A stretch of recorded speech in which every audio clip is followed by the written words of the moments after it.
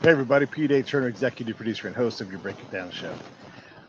Waiting on Cliff to come in, so I thought I would just check in with you all and see how you all are doing and kind of update you on some show stuff I think you'll find interesting as we all attempt to improve. So one of the things we did recently was we moved over to the video side. I'm still in the learning curve, and it's pretty steep on how to run video effectively to improve the quality of the video, to improve get the quality of the audio back to where it was, and then also improve it. As you run a show, you have all these variables you have to account for, and when you change the basic mechanics of the show, one of the reasons why I resisted doing video is you can only control so much. And like Wi-Fi, what do? If Wi-Fi is bad that day or whatever, like we had to cancel TJ because of the Santa Ana's were let's call it heavy storm to hurricane strength winds out in Southern California. And that makes all the towers do this. It was really hard to get a reliable signal. So I had to, well, there's a thousand forms of that experience that happen in terms of constructing Wi-Fi. And at the house here, yeah, but still, you have elsewhere. Yes. So you're like, oh, okay, how do I manage that?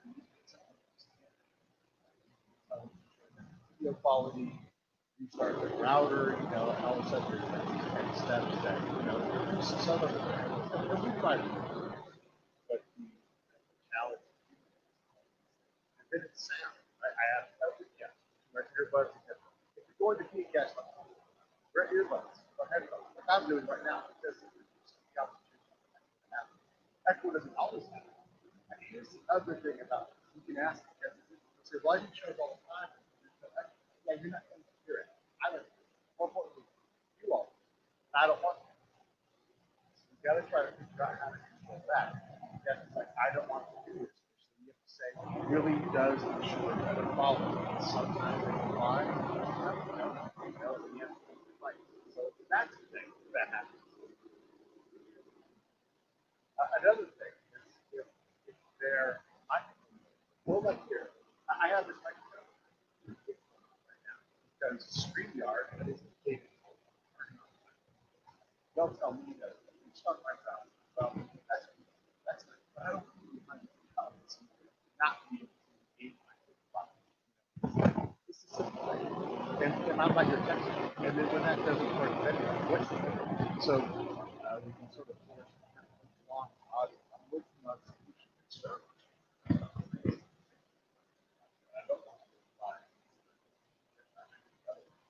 Then scrap all that stuff. We want to try to buy the other solution, and it's difficult about anyhow. So I've been working on a lot of these problems, and the reason why I bring all this up is because there are some significant problems. So if you're new to the show, hang in there. And if you're old to the show, and I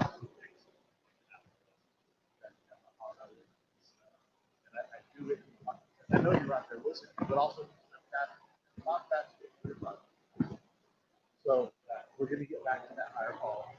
At least I'm doing my camera. You're on a limited budget for a small team. There's just some things that they can be on.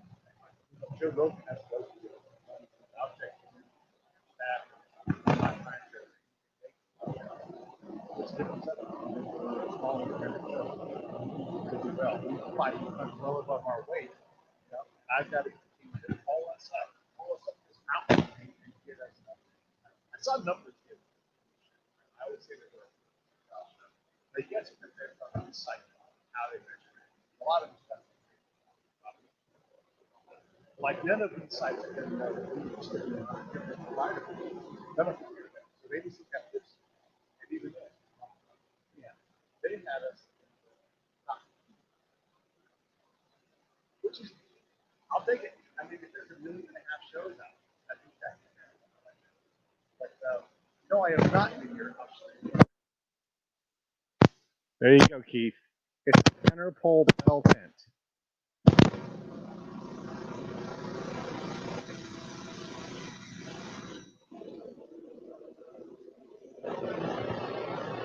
We left.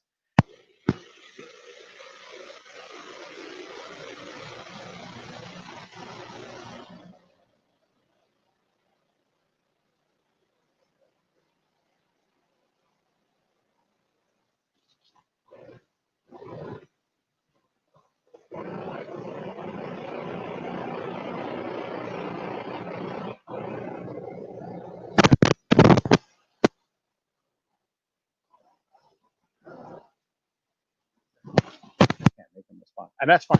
We'll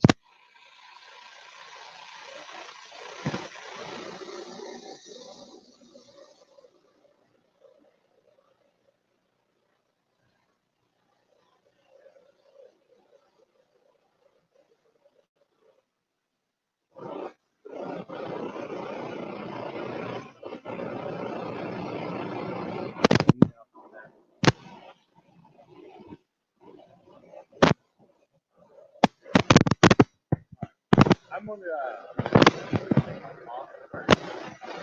set up here.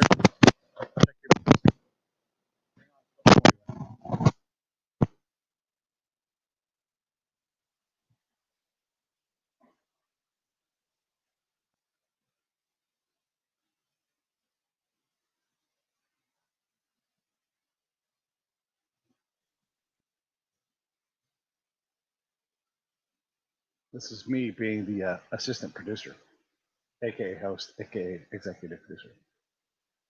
Cliff, it's Pete. I don't see you in the studio.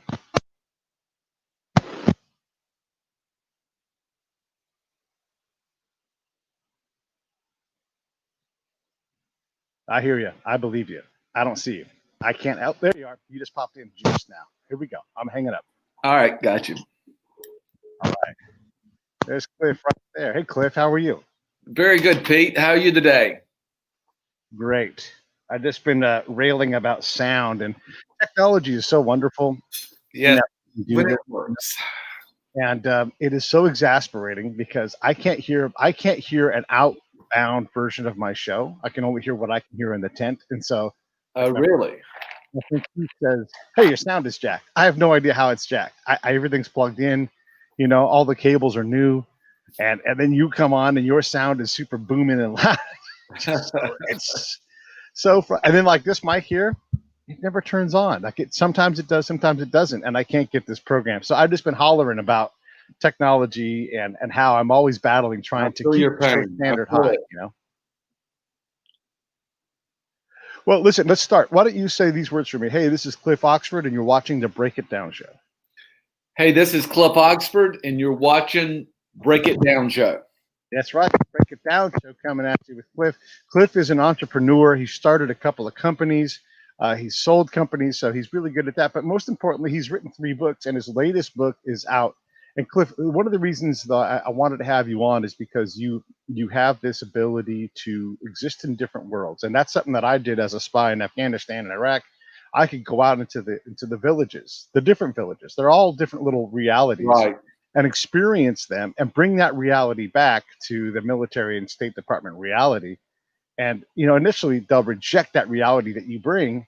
But the reality is it's still their reality, and you still have to try to get these things to recognize one another, so you have a chance of understanding, big picture items or working together and that kind of thing. And so your book, Redneck Reverie: The Rationale for the Trump Phenomena, is exactly one of these kind of things that I like to study, because regardless of who you want to win or which way you lean politically, these are important conversations. It doesn't matter who wins president, right, or who runs Congress, if we are dicks to one another, because we don't understand one another. How did I do? Did I get it right?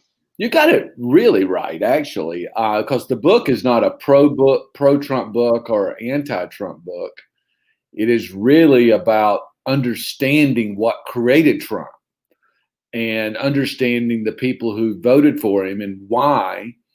And the book basically answered the question, why did just in this last election did 73 million people vote for him, including 1 million more than the previous election? Although that equaled 47% of the vote, still pretty darn good. So the book looks at understanding the question the media always asks: how can these people vote for him? And it gave a 45-year history why. Yeah, interesting. I would even say he is the best person ever at getting the vote out, because I think a lot of people simply voted against. I don't think many people voted for Joe Biden.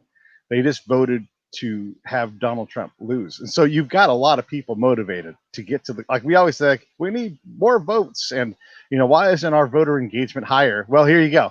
we got it higher. What's the cost? Which actually gives Biden a little bit of an advantage because the bar is so low. Nobody voted for him per se, so his bar is really low.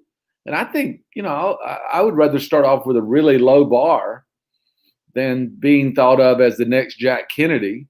With a high bar. I would take the low bar. I would take the low bar of Biden. You may surprise me. So let's talk a little bit about the premise of your book, because what you're comparing and contrasting in the very broad is the rural and the urban. Like what do these coastal elites want, and what do these damn evangelicals want? If we're going to use our unfair terms, that's sort of it. And you've lived in both tribes. What is? Can you explain to us each tribe individually as best as you can? Yes. As I say in the book, the thing the Democrats don't understand about rural people is that they basically want a job and to be left alone. They don't want to be involved in the PTA. And I in this book, I say there's enough blame to go around for the 45-year history. And one of them is that these people are extremely apolitical. In a democratic society, that's dangerous, to be extremely apolitical. And so they want a job and they want to be left alone. And they had a social pact with FDR, vote for Democrat and we'll keep you a job, but just vote for a Democrat, even if it's a yellow dog. That's where the yellow dog Democrat came from. And then that was the Democratic pact until we go in this book, until the PATCO, they fired the air traffic controllers. Then they did NAFTA, and then the Opioids Inc. And basically, these people were sold out. They were sold out for an economic coup. So to answer your question, they want to be left alone, and this goes into why they voted for Trump, is that they were really screwed over. The urban, the elites are not as bad as we may think. That's not necessarily a bad word. Elites want to make a difference. They want money, they want power, but many of them are very good people. They want to make a difference in society. So that's the big difference. One wants to be left alone, and one wants to make a difference. Yeah, I can understand that. One of the things I know from my time is if I'm going to use deployment, and I think it's a very good proxy for what we're talking about here. The elites are the Americans that come into a place like Afghanistan and presume to improve the condition of Afghans or Iraqis without ever understanding it or bothering to understand it. I mean, I saw us come in with we're going to tell farmers how to farm, and we've got hundreds of years of history of trying to do this and getting it wrong. We refuse to learn these lessons. And so I go out and I'm talking to these locals, and they're like, I know how to farm. Yeah, but the idea is we're going to help you get more crops, so you hire people to bring in. And they'll say straight in my face, there is no crop that is so big that I cannot bring it in myself. If I need help, I go to my cousin, and I will bring the crop in. I will never hire anybody else. I will never do that. And I will make the crop big. What I need from you guys is not more trees, not drip irrigation. I need feed and seed. You want to give me something? And what farmer anywhere ever doesn't say feed and seed? Give me feed and seed, and I will make money. You want to help me? Help me there. Do we do that? No. Yeah. Well, and I just want to make this last point. Yeah. So the redneck, so the farmer, it's just leave me the hell alone. You just make my life harder. And I want a job. They do want. That's what they really wanted. That's what gave them hope. And when they didn't have that job, hopelessness came in. And, it went from country sunshine to community squalor. The conditions are in many cases, Pete, worse than what you saw in Afghanistan. And I'm sure it is really, really bad. And it's the same thing that happens to inner cities. As much as they're different, they're also alike, because human beings are alike. When there's hopelessness, then you get decay. And that's basically what happened. But the Democrats don't. They remind me they don't know how to treat these folks, because the Democrats come in and say, you know, we want to this program be part of this revolution, and they don't want to be part of any program or revolution. They just want, you want to help me, give me a job. I understand. I feel like I understand rural folks better than I understand, you know, the elites. And I hate using the term evangelicals and coastal elites because I think it's so unfair to both parties. Yeah, sure. Because I mean, it's like, do you even know what an evangelical is? Why are they bad people? And then coastal elites, what does that even mean? Someone who's got a degree and wants to live in New York City doesn't make them a bad person. There's conservative people among that set. There's people that like to race cars, you know. So I hate to use those terms, but they do a good job of mentally categorizing us. People that want a job, right, and want to be left alone will look at their community and say they live in squalor, and they'll, you know, and maybe they like want some specific help, but like Southern Alabama, there may not be a sidewalk for 5 miles along the road. They don't want to pay for a sidewalk. They don't want a sidewalk. They'll just walk on the damn road. And then that doesn't make sense to folks from the city where a sidewalk equals like a form of transportation. These guys are like that. So they're so different. They're not at all, they're not even akin, right? How do we balance that? Like, I'm desperate to go right along the border of US and Mexico and go interview people who actually live there and understand their condition, because I know that nobody reliably in New York understands it. You know, we'll project it and we'll assign something. Right. And then the other is true, right? Like, you live on the border way out in the middle of Durango County or wherever it is. You have no idea what it takes to survive on a low income in a city, you know? So how do you swirl these things? Do we even need to swirl them together? We're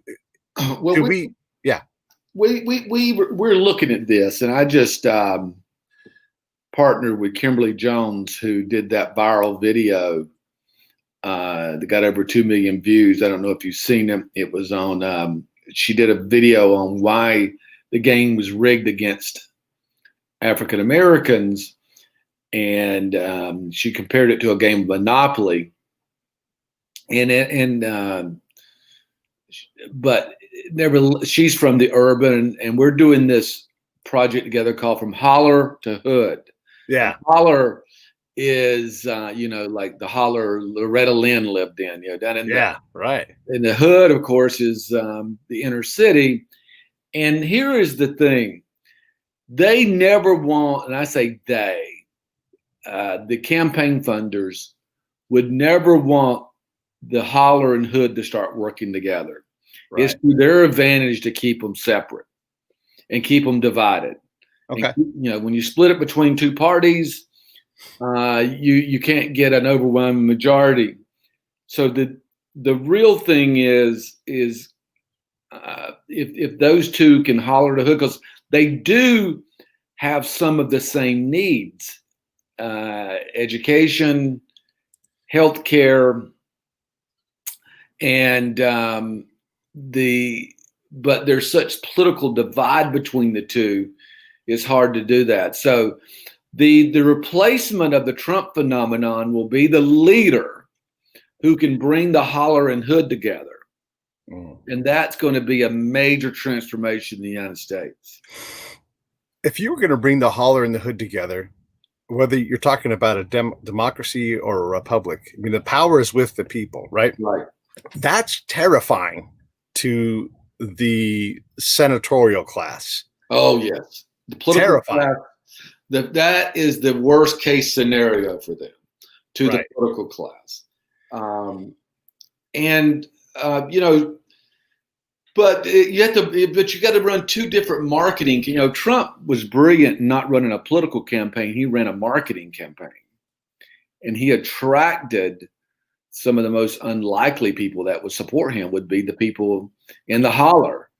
But, you know, marketing, he understands marketing. He's very good at it. So the leader that can combine the two will be, you know, the next major transformation in the United States. But the political class does not want that. They want it divided, very much so.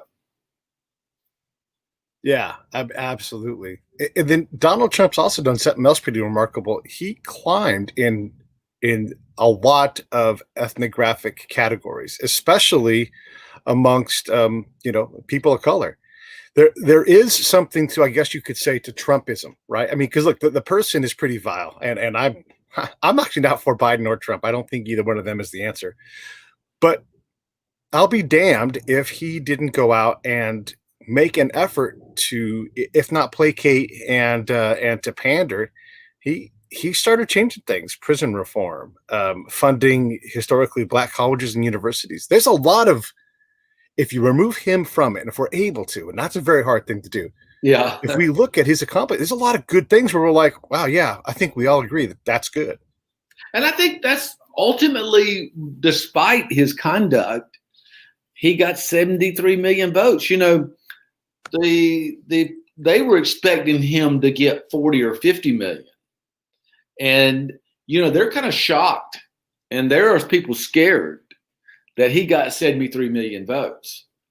And he knows. So, yeah, I agree with you. And I think some of that was just, hey, you know what? He did do some things that reached across party lines, that didn't honor the political boundaries.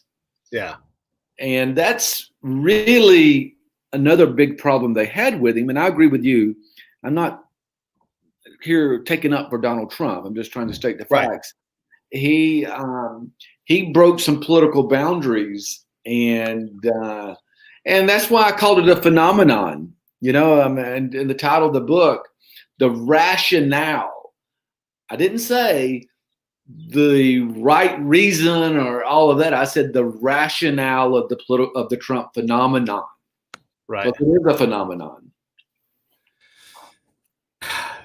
What do we do with someone who's, I mean, look, we want someone, I think as a nation, we want someone who's anti-establishment. I mean, if you run hard, not just on reform, but like on F those guys, what have they done for you? You know, like, I think here's a good example. And again, I have to say these things all the time. We have to caveat so much because Donald Trump is such a problem. But when Ice Cube says, I have a plan for Black America, and I'm not interested in people of color. I'm talking specifically about Black America. Simultaneously, before they ever interact with each other in terms of organization, you know, Donald Trump's like, next administration. This is a plank in his platform. Who knows if he would have accomplished it or not, but he runs on, I'm going to invest specifically in Black businesses, small entrepreneur thing. We're going to give you ways to get up and get off your feet and own your own business. I mean, that's remarkable. And then Ice Cube goes to the two campaigns and says, I want to talk about your plan and I want to have an audience. The Trump campaign says, absolutely, let's go. And they adjust their plan. Good, bad, quality, whatever, right? They have the meeting. The Biden campaign says, we're not in charge yet.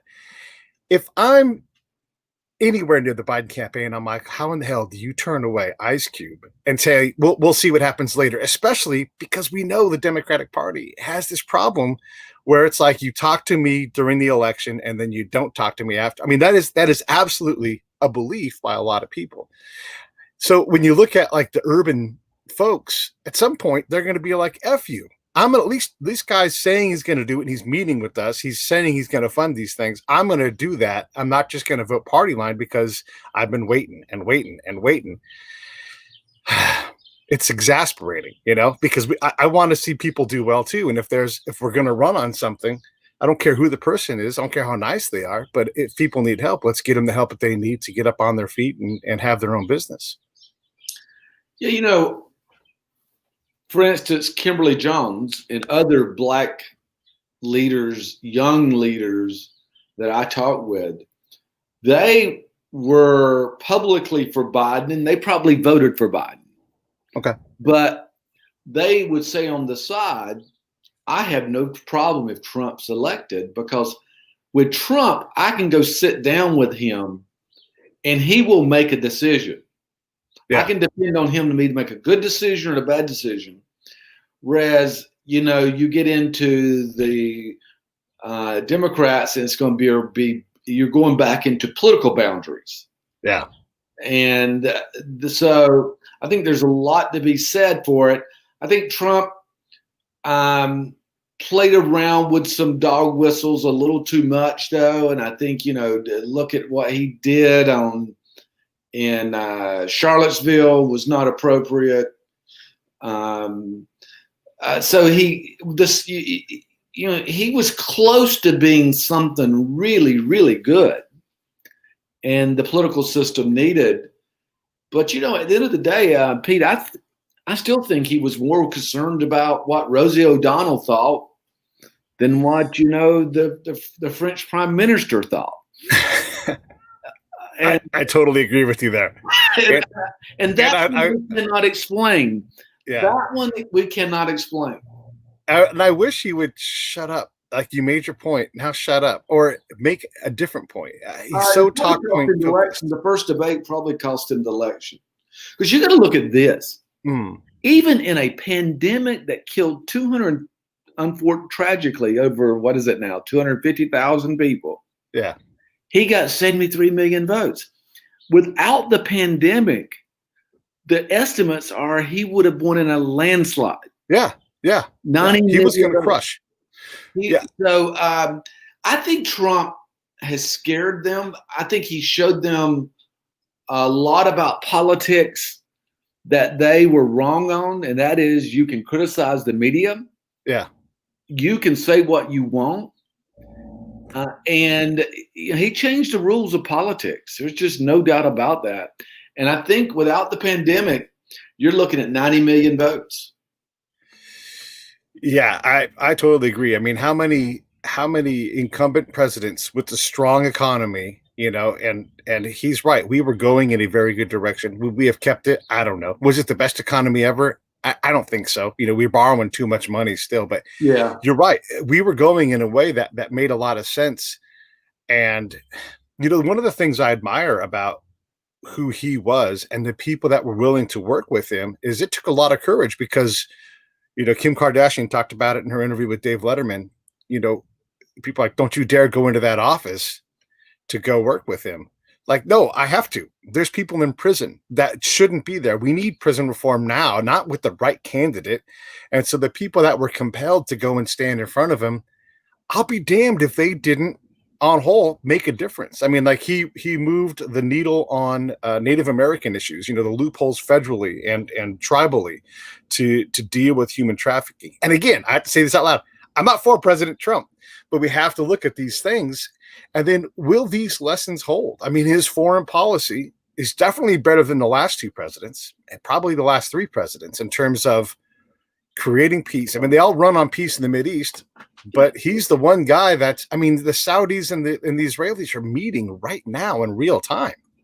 And the media totally put that under the rug. They just were not going to give him credit. It's embarrassing. Yeah. But here is what Trump did on foreign policy that was where we really benefited, is that you take North Korea, the State Department there would say the president can't talk to that president of North Korea. Right. Well, a lot of that was all lobbied by the Pentagon complex because they wanted to keep the military there. And there's big bucks in keeping, 30,000 troops there. Oh, yeah. So the way the lobby blocked it was come up with this rule. The president can't talk with the other president. Yeah. I mean, that's so silly. And Trump came in and said, you're crazy. I will talk to him if I want to. Yeah. And now, as I say that, we had to balance it out, because as smart as that was, Trump was just as unsmart on the on the climate accords. I don't know why his daughter could never get him on board with climate change. Yeah. He did some stupid things with that, but he did some good. He did some in foreign policy. He basically told the State Department, get out of my way. Well, and again, F Donald Trump. He's a jerk every time. Because here's the thing is, if you don't account for this constantly, people lose their damn minds. We have to have a hard conversation about these things. Yes. But the State Department is straight up garbage. I mean, I've worked with these people. They are insulting. They're arrogant. They're too damn smart for their own damn good. Like, you and I both know, if we went into the holler with a State Department person, they would get way more things wrong than right, and then leave thinking those people loved me. Yeah. And that's the thing with the State Department. So they have these beliefs and everything else. And I think you're right. We have done better on the environment, like our carbon emissions are going down. And really the big elephant and the big ape in the room is that China and India are exploding in terms of middle class, and they're going to produce so much more carbon. That's true. That's the truth on this. Now, here's what I got. One quick one for you. Yeah, please. Where it does, the Trump did an executive order and changed the rules on the Clean Water Act of 1973 and clean air. Well, you go, well, what does that amount to? Where I grew up in the Okefenokee Swamp, they reclassified the Okefenokee Swamp as not a wetland and said this is not protected by the wetlands. And you know what? Twin Pines Minerals have applied for a permit to come in and to mine titanium in the swamp. Well, you shouldn't be going. I mean, a swamp is a natural wonder. You shouldn't be mining titanium there. Right. But this is the other side of the coin, where maybe Trump didn't look at he would not be studious enough to understand these environmental policies, and so they would get things past him like that. Yeah. So he did some things that were good, and he did some things that were just crazy, and I think the first debate really cost him because that was an embarrassment up on stage. That's not. These suburban women said, this is not going to be my president. A lot to be said for that. I mean, the first debate was hard to listen to, and they managed to both lose that debate. Well, if you looked at it, Biden was actually more vindictive than Trump was. Trump was louder, but Biden called him a clown, called him a liar. But Trump got sent to the corner for it. You know what I mean? It's like two kids get caught. I was always the kid that got sent in the corner when two of us were talking in class. Yeah. And Trump got sent to the corner. Which is completely true. And I thought I would bring this up too, because I think it's important that we look at these aspects of what we're talking about here. The the media, was wholly in it for Joe Biden. No hard questions. Wouldn't look into this very viable problem he's got in Ukraine, China, Russia. We chased the president around for years of his presidency. We threw all these Hail Mary passes to get him out of office. And we didn't, as a media, and I'm saying we because I'm in the media, we didn't do our due diligence there. Just saying, oh, it's been dismissed. Has it? Why is there a laptop with emails? And these emails go to other laptops where, there's a lot of cooperation here. Well, you're in the media, and you know what Trump said to the media is, you don't matter anymore. With social media, I don't need you. And that took all their power away from them. Sure, they're going to come after Trump with that. Yeah. When he basically said these people don't matter anymore. Newspapers don't matter. Yeah. And again, he was such a contrarian on so many things, like going after the media. You're not supposed to do that. You're supposed to placate them. Oh my God. That was just unheard of. Yeah. You're probably not old enough, but I am old enough to remember how they beat up Jimmy Carter, and he just took the licking like Southern boys were taught to do. Yeah. Trump was from Brooklyn or no, Queens. He's from Queens. So he did. So I think he taught people about, he reinvented politics almost, that you can take on the media. I don't think you can follow him, though. I think you can take some aspects of what he did. Of the four people that were running for vice president, Mike Pence is the most calm, sane, and probably the guy that probably would do the best job in terms of being an ABC 1, 2, 3, policy person. But Donald Trump, you can't follow his lead. He went after, and it turns into money going against him. He went after this corporate thing. Every time he ran, again, this is not a defense of Donald Trump. We're just trying to understand this thing. He went out, he's like, I didn't take money. Look at these pictures when I'm standing next to Hillary Clinton. She liked me then when I had money. Joe Biden raises hundreds of millions of dollars. Who do you think's going to get the favors first? So Donald Trump goes after the drug industry. He goes after these things, and they hit back hard because, corporate interests matter. Nobody should think they're going to take on the Trump phenomenon after Trump because, talking about being in two worlds, the other world I'm in is business. I help people buy and sell their companies, and I bought and sold my companies. What is the one company you do not want to buy? You never want to buy one type of company. I have seen it 150 times be a total failure. Yeah. There's one type of company you never want to buy, and it's a personality-driven company that's driven by a single personality versus systems. So, if, when you buy a personality-driven company, that will dry up faster than you can ever imagine.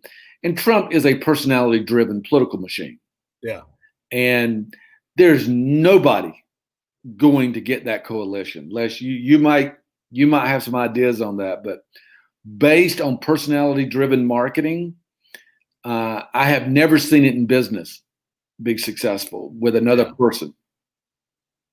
Yeah, because that personality dries up, and then the copy is never the same. And it's like this this thing we have with presidents governing by executive fiat. It's not good for the country. It's not how we're designed. It's hard to check and balance because the Supreme Court's already held a number of times for executive orders, and we don't like kings. And so it creates these problems where the president has too much power. But again, if you try to tear this thing down like Donald Trump did in a lot of ways, everybody goes against you and you get one term. And it's is it a fight? The tribal fight is really rough right now. Yeah, and I think it's going, it used to be the president would have a couple of years afterwards, to get stuff done. Going back to really, I guess it really started maybe with Obama or Bush. They don't even give them, now they come in and the other side goes, we're going to kill everything they do from day one. Right. Which is not healthy for a democracy when you have that type of tribal. That's not the way the system, to use your words, was built. It was built on compromise. And I'm doing an update to the book right now. It's going to be on who will take on the Trump phenomenon. Is that coalition transferable? Right. I kind of gave away the prize here already by saying the analogy with the personality company, but that doesn't mean there can't be another personality that creates a whole new coalition. Yeah. On the Democratic side, the only person over there that I see that understands mass communications is AOC. Is their name? Yeah, AOC, right? Yeah. Alexandria Ocasio-Cortez. She's a representative out of New York, right? Yeah, she understands mass communications. Like her or not, just like you said about Trump. I'm not saying you're going to like her or not. She understands mass communications, and she's probably got some ability to do something on a mass basis. Nancy Pelosi and Chuck Schumer and Mitch McConnell, they're all in that system that Trump tore up. Yeah, and let's be honest about all those names you just said, minus Representative Ocasio-Cortez. They're all done. They've got another term. Any one of them could die at any day. They're old enough that, you just don't know when the stroke's going to happen. So whatever impact they're going to have on the system, it's minimal. It's the next group of people.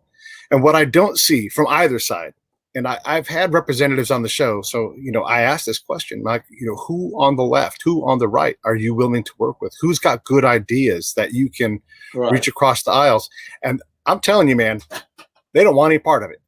You know, they're all trying to kill the other party, which, as you know, is really, really, really bad for all of us when you're trying to tear down an entire party. And I want to make this point because this is an important thing to add to this. Donald Trump took on Democratic positions. He wanted to invest in infrastructure. He wanted to fix, immigration. He's like, I'm going to take on these issues that the right didn't want to do. And the left gave him those positions and came and countered him on it. You know, and it's like, what are we doing? We're just going after the thing instead of trying to support the folks. Well, where we can look to see how it turns out is a country I spent a good bit of time in teaching at American University of Beirut in Lebanon. Lebanon has the kill the other tribe politics. And by the way, I'm a big believer in Lebanon, beautiful country, wonderful people, but their politics is all about which tribe kills the other one. And that is not the American system. And they, Lebanon's the best people with the worst government in the whole world. So it's not a good place we're going. With social media impacting all of this, it's going to be interesting how they do this. And Biden's going to have probably more problems with AOC and them, or at least as much with them as he does with the right.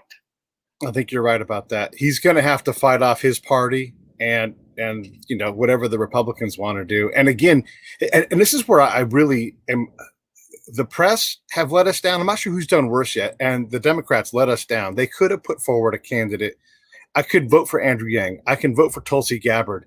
But they play this game where they try to find the one person who can probably beat Trump instead of finding the best candidate to do the damn job. I don't care what color you are. I don't care what God you believe in. Impressive. Tulsi was really impressive. She's someone you can you can disagree with her and still support her, because she's got character. She was honest. Say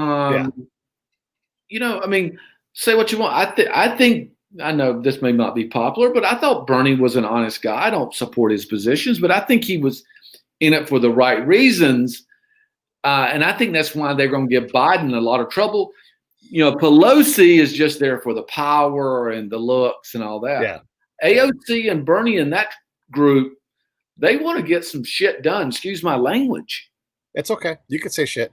And they want to get it done. So I think they are going to, when they see Biden flinch on the new Green Deal and all that, that could be a big, big blow up for Biden. Let me ask you as a businessman, when you hear the left, in particular Joe Biden, say, I'm going to raise corporate taxes. We're going to get money out of these corporations. Because here's the thing, I asked my friend Will Riley, who's been on the show a bunch of times. He's a very notable political scientist. And I'm like, how do we get money from the top to get more evenly distributed on the spectrum? Does the government do it? Do we incent, business action? What do we do to reliably do that? And he's like, you don't. You don't.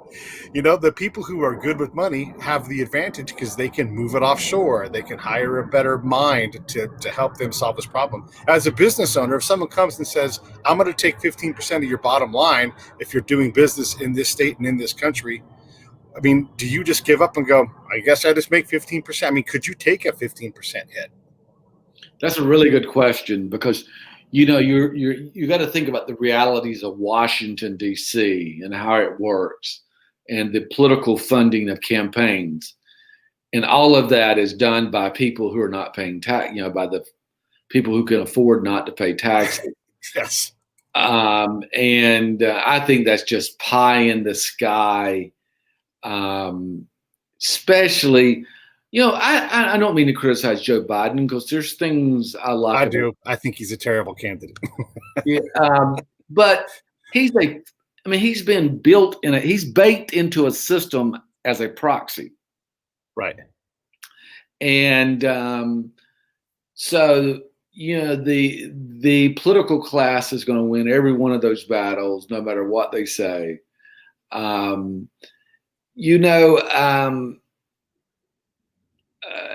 you would never see a law passed that says everybody pays a minimum 10%. There would be a loophole in it. Right. If there is, because there's too much money at stake. So, looking down the road, because our system will not allow that right now, that might be a big cause for a big revolution in government that you're ultimately going to see because of social media. I just don't know if it's 20 years or 40 years or 10 years. It's going to happen. The people are going to say, we're not going to take this anymore, because the way the Washington class has it working right now. And look, Trump took some of that on and got whacked. But again,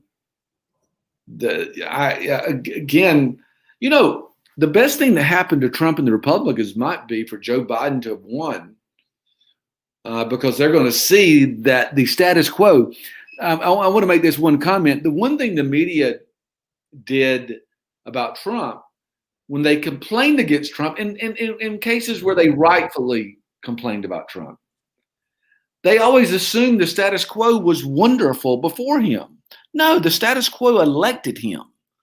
It was horrible. It's a terrible system. They got rigged right now.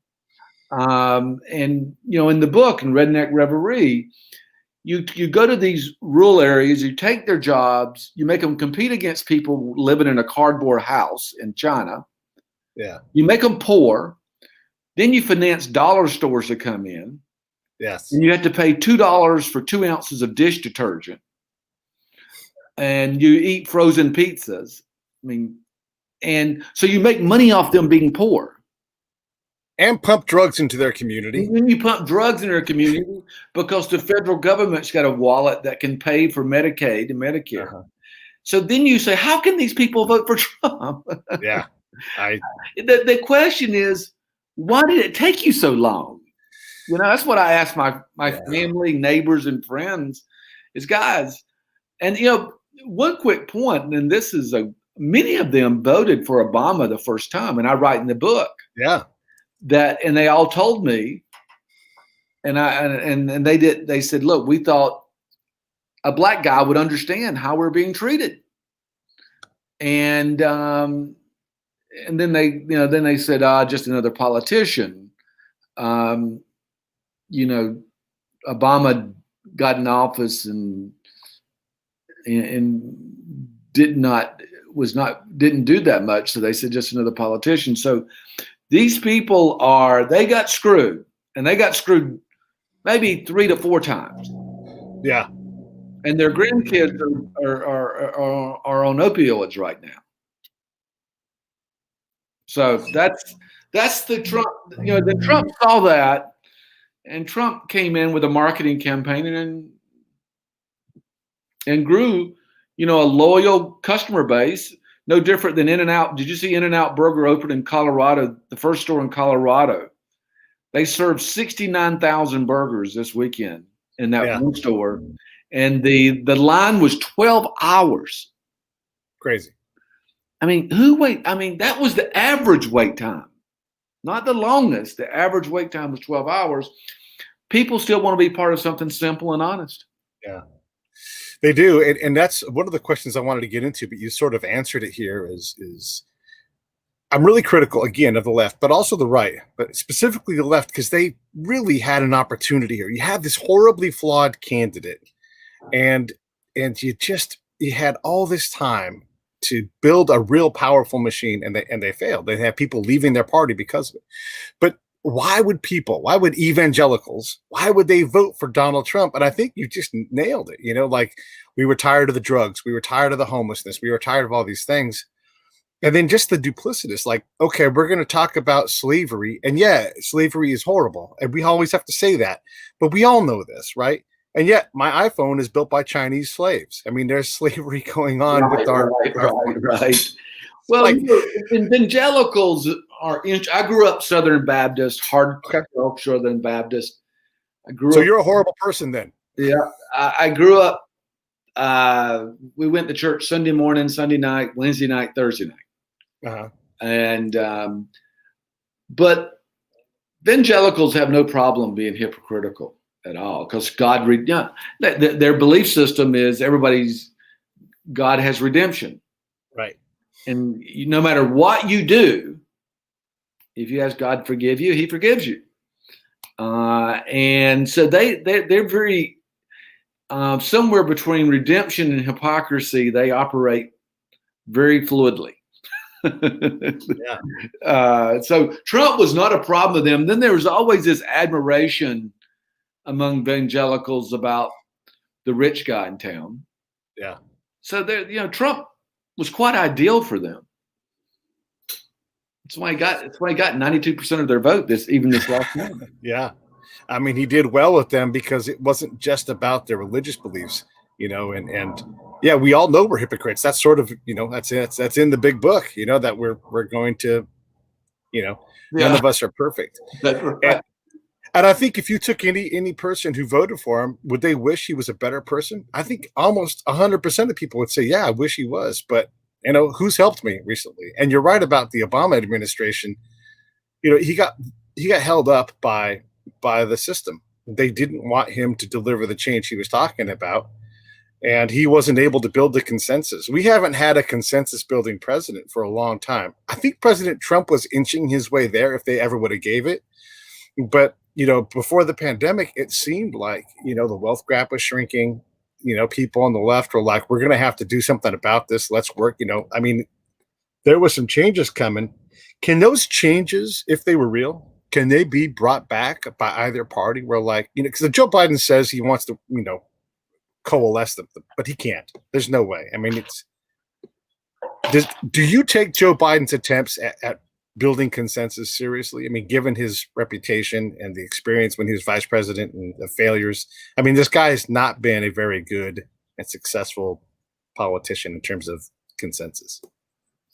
No, and I mean, to be just frank with you, I think Mitch McConnell has no interest in that either, to be fair. Yeah, 100%. Yeah. I think Mitch McConnell is not going to give Joe Biden. In fact, in the Senate, it's well known Mitch McConnell outfoxed Biden on everything. He sees Biden as kind of an easy prey. Yeah. So I think there's going to be zero amount of between on either side. Yeah. Well, that's the thing, right? Like, we don't have that person that's going to be able to get Chuck Schumer or Harry Reid or Nancy Pelosi, these politicians on that side, or Cocaine Mitch, to get these folks to get in the same room and make a decision. I mean, we're still waiting on an aid packet for COVID, and the disease continues to ruin lives and ruin businesses. The secondary costs that aren't just health deaths. We talk about the 250,000 people, but how many people's lives are irrevocably changed or changed for the next 10 years, in part because the government that was supposed to try to put a package together, they couldn't agree on it. Yeah. Shame on them. Yeah. You can just imagine, let's say if Biden is only one term, which I fairly sure Gotta be. Yeah, one term. The next battles on both sides, Republican and Democrats, with now social media as a highly effective tool, it's just going to be a dogfight. And then you start looking at Social Security drying up, Medicare drying up, and paying for all these bills that we've run up. It's not a great picture ahead. You run businesses, you see balance sheets, you understand what happens. At some point, we can't just cut $1 trillion checks. I mean, we have to at some point do that. And there's no president that will survive that level of reorganization. Is it too late? Are we in a bust out mode where we're just let's just spend it, let's see who will buy our debt for as long as possible, and then go crawfish on the whole deal? Well, it's kind of like climate change. If you look at the science of it, we're too late. And also, if you look at the balance sheet, we're more or less a family out of work on vacation on credit cards right now. And how long can you stay on vacation on credit cards until they cut you off? Yeah. And I'm going to give you, people, Roosevelt spent $782 million on the whole New Deal. $2 billion in the day's dollars. He would call his secretary at night, Treasury Secretary, and go, "Did you have to print any money today?" These are people who were serious about governing, right? They were. Right. We're spending $2 billion an hour on keeping just the stock market prop, the Right. Feds. Yeah. So you do the math on that. It will. We know it will bust. Do I think we'll put the pieces back together and yeah, we'll do that. Human beings are survivors, but it's going to bust. I mean, there's no, just a matter of how long can we stay on the credit card on vacation?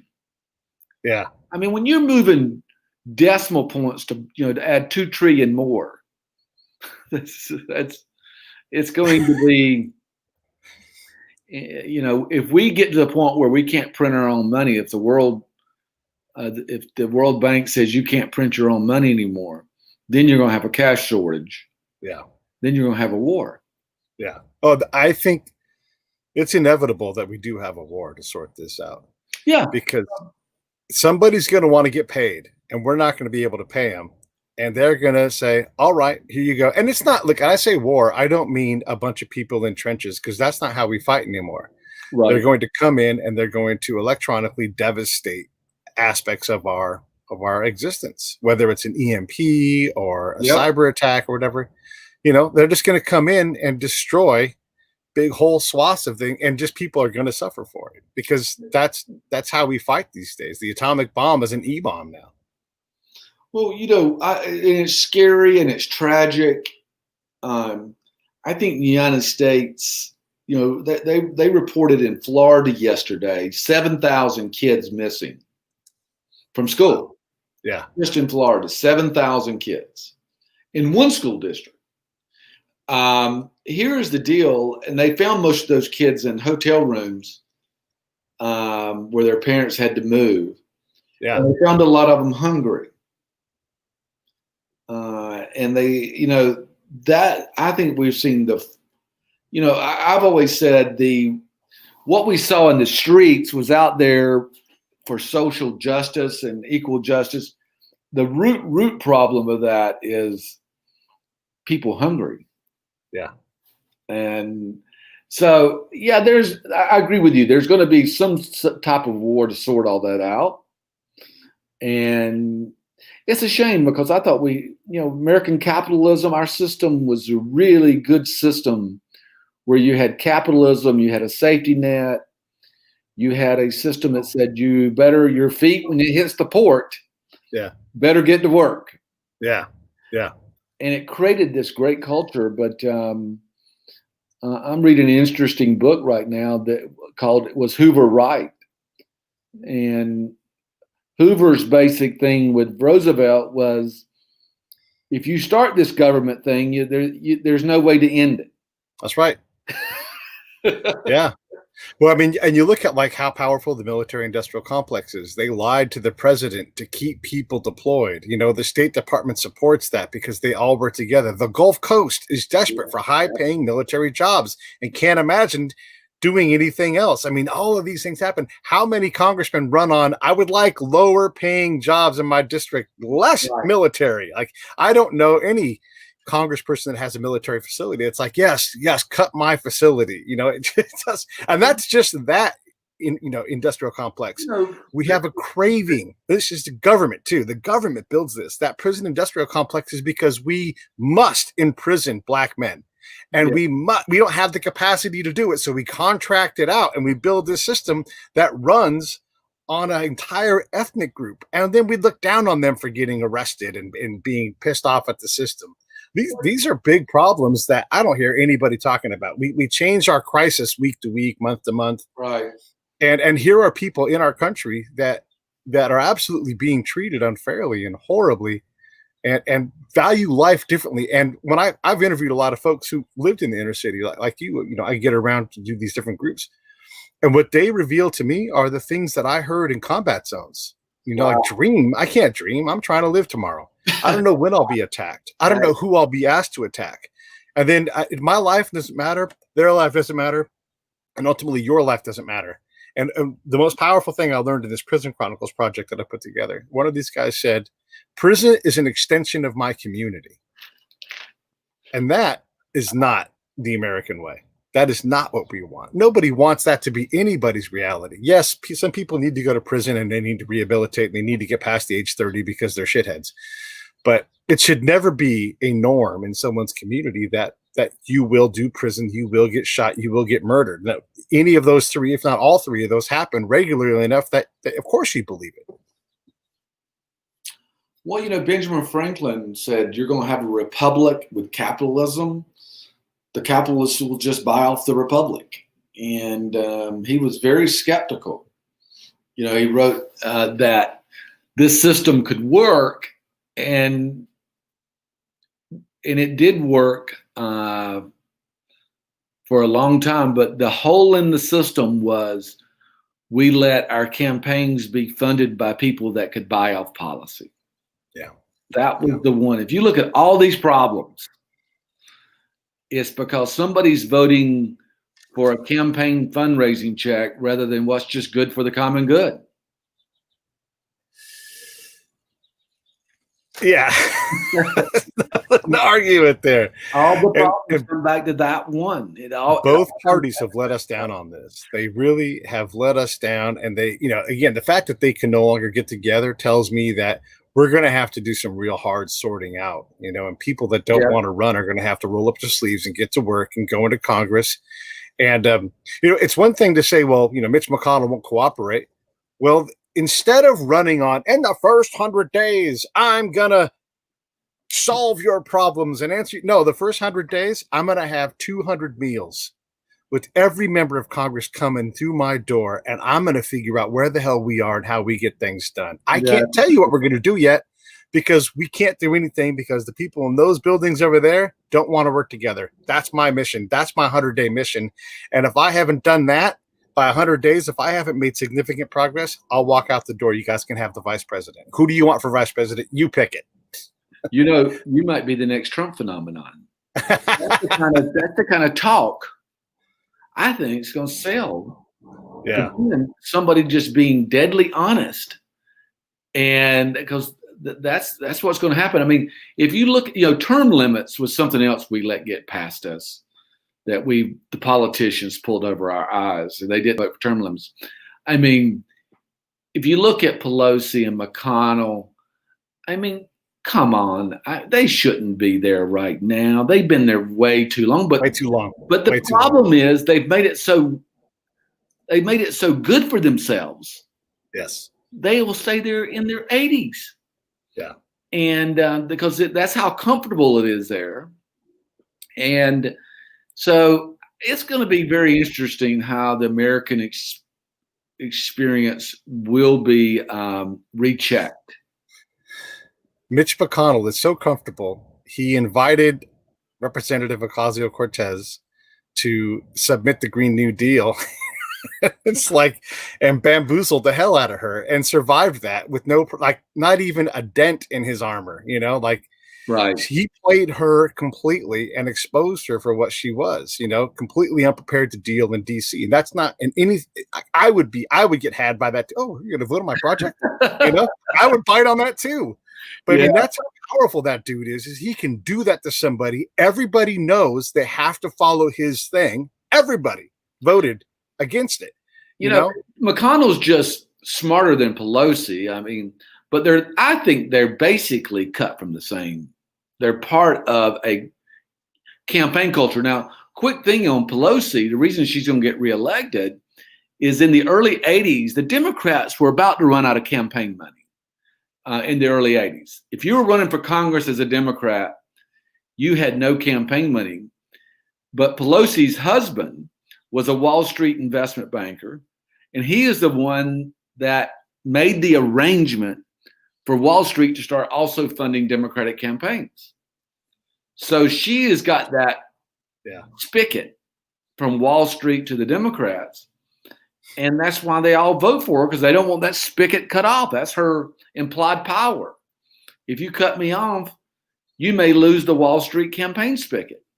Yeah. So I think, Pelosi and McConnell are part of the Darth Vaders that made politics such a bribery system that is today. And that was the system they were brought up in. Yeah, it's also the system that made money speech, and like, how can Michael Bloomberg go give $100 million into Florida to incent votes? How come I get ads for representatives who aren't even in my district? Like, how am I allowed to cut a check for someone who I don't live within 350 miles of, or 3,000 miles of? But these are the things that these long-term Congress people have created. Like, they have a retirement instantly. None of us do. I mean, it's horrible. They're all just like McConnell and Pelosi, which they said this right here: as long as we keep our job, this nice, wonderful congressional seat, and what we should do with those seats is make it really so unattractive that only the people who go there are people trying to help. Yeah. I mean, that was the part we missed in the system, where we didn't make that job like, oh my God, I got to go. Yes, I'll go to Washington for 4 years and do my time. Almost like the military. You were in the military. Yep. Almost like you're going off to military. Yeah. And you're doing it for country. You know what I mean? You're doing it for duty. They're doing it for grandiose, power hungry. And that's where you've seen that number on the zip codes around the Capitol are like the most highest earning. Just disgusting. It is. It's horrible, and shame on both parties for doing that. By the way, Donald Trump ran on term limits. By the way, that was one of his planks. So people that voted against him voted against. If you are for term limits, you had a chance. And also, term limits is easy. Vote your person out, and then this is where you get our duplicity from all of us. So like, whoa, my person's good. My person's good. That's. You vote your person out. This gets back to Redneck Reverie, was what you and I just discussed, including the zip codes around the Washington, D.C. Don't ask me how these people could vote for Trump. Yeah. Don't ask me that question, Chris Cuomo and Don Lemon and all these guys which I've heard them specifically ask, how can these people vote for Trump? Well, they're benefiting from those zip codes around Washington, D.C. Somebody's paying the price for that down in Blackshear, Georgia right now. Instead of having a $20 an hour job, they got an $8 an hour job. And I bet you when Donald Trump became president and the ad team went out and they increased rates, on ads, I bet you they didn't get mad at Trump then. They got happy at it. They had something to talk about. We love our idols in this country. John F. Kennedy Jr., John F. Kennedy, all of these people that are dead have been dead. And we're still like, Be careful what you ask for, because I think without Trump, CNN and some of these networks, they're not creative enough to produce content. No. They're some of the most uncreative people I know. So Trump gave them content 24/7, and content is really, valuable. So, but this has been a great discussion. What do you do this? Once a week? How do you? 5 days a week. 5 days a week. Oh, you do it 5 days a week. Wow. Yeah. That takes content. Content is king, and it sells. And I'm sick of politics, but talking about Donald Trump gets clicks, and I don't do that on purpose. I have a lot of other topics to talk about, music and everything else. Sure. I will say this, and then I'm going to mostly shut up after that. But you put me in the same room to do reporting with Jim Acosta, I will fuck him up. It's too easy, because when he's sitting there with his ego in his hand, I'll be outworking him, and I'll be so connected that I would absolutely outproduce that person with higher quality. Because all those folks out there in DC, the Don Lemons, they all make money on their ego and where they talk. And I'd rather just get to work and give real people a chance to talk about real things. Well, it's been wonderful. It's been just a great intellectual but practical discussion I think I've ever had on a podcast. That's the goal. Your email. I put out a blog. I'll send you my blog. In fact, I just put one out a couple of hours ago. If anybody wants the blog, you can. Yeah, and I'll put that in the show notes for everybody. Just send me an email, Cliff, C-L-I-F-F, at cliffco.com. That's CLIFFCO.com. So it's Cliff at cliffco.com. And I'll send it off the blog mailing list. That sounds great. Everybody can get that newsletter there for sure. Get Redneck Reverie, the rationale for the Trump phenomenon, visionary Southerner, written by a visionary Southerner named Cliff Oxford. You can see the link there on the show page. You can also see the link in the show notes. Cliff, fantastic conversation. And like you said, I always shoot for practical. I like to be the practical advocate instead of the devil advocate, and I think we nailed that today. And I can't wait to talk to you again. Let's do when the next book comes out. Let's do it again. I would love to, Pete. Thanks for having me. Okay, stand by for 1 second.